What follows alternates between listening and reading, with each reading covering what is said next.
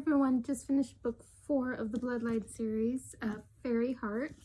I would say that this one is quite intense. It's more than likely, I would say, the most intense novel so far, and I believe there's like at least 6 or 8 of these that I still gotta read a few more. But this one is where the ball, like cliffhangers happen, where the ball just keeps rolling.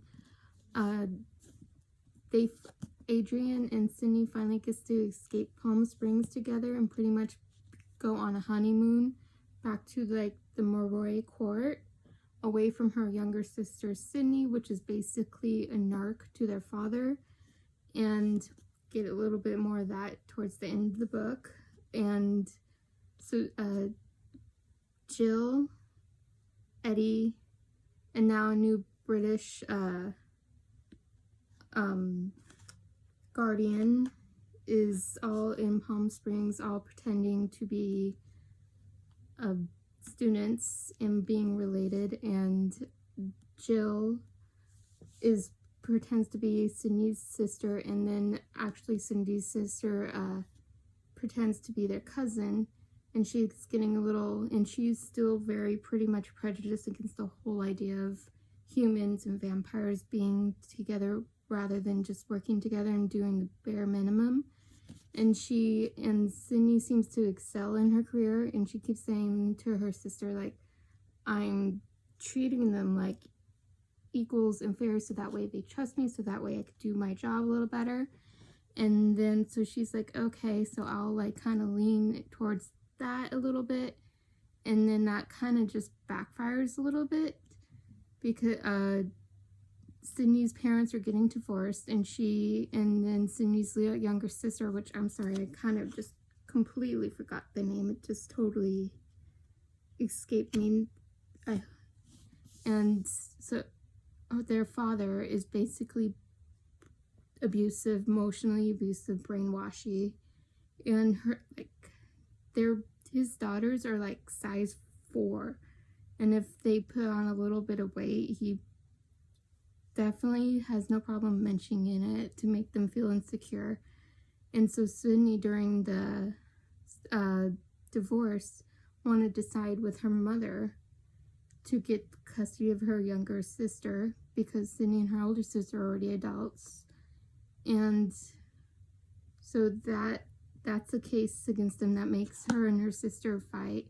And then Adrian and Sydney has like secret phones, so they only text each other on and call each other on that phone so they don't get trapped. And Adrian left his phone in her car, and so Sydney's younger sister finds it when Sydney's sister's doing her like driving test to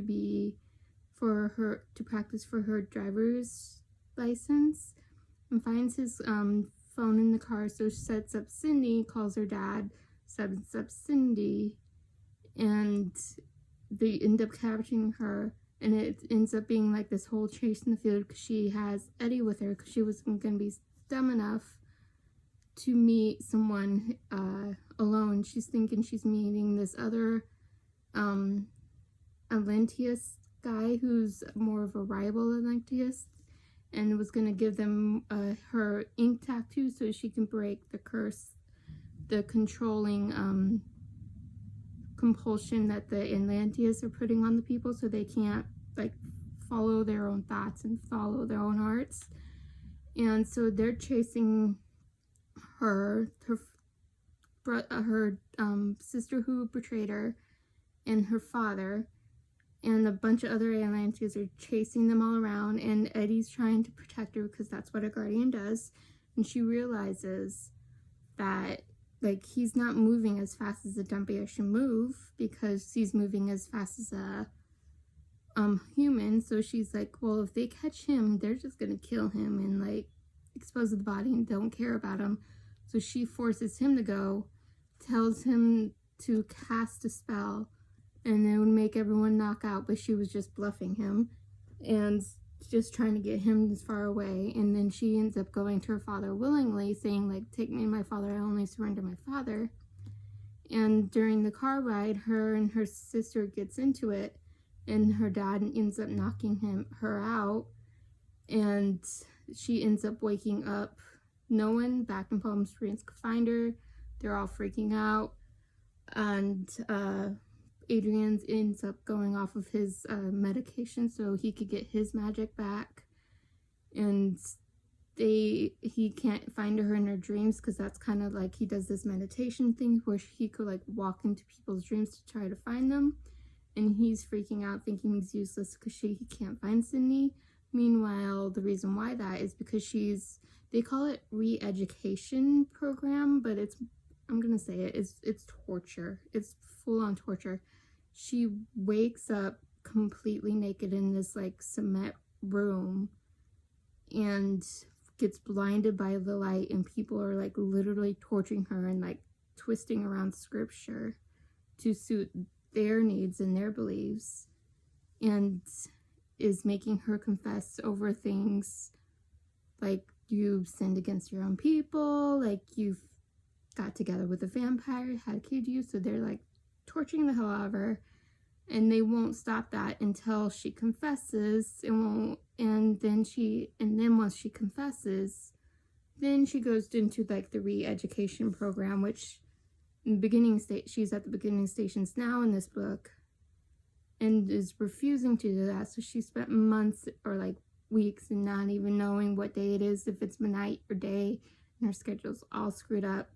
So towards the end of this, she kind of gets this idea: the only way that I could get real sleep and Adrian could find me in his dream walks if I just get out of this room and where they stop drugging me. So she confesses, says like, yes, I have sinned, I fell in love with a vampire, and then that's just where that ends in this book. And then I already started reading the other book because I couldn't just stop at that scene and I had to keep going. And so I will tell you a little bit more about that after I'm done with that book, and so that way I'm not going into this review to saying anything about the first chapter of that book. So I'm just going to cut off here and see you as soon as I'm done with that book. And then as always, keep on reading, find new books to read, find new authors to read, different genres. You will love these book series and love the original book series, which is the Vampire Academy. I would say roughly early adulthood. I would definitely say, especially this book, this particular book in the series, I wouldn't say it's like good for teenagers. I would say this is more of like a young adult book. And always, thank you for watching. Have a great day. Bye.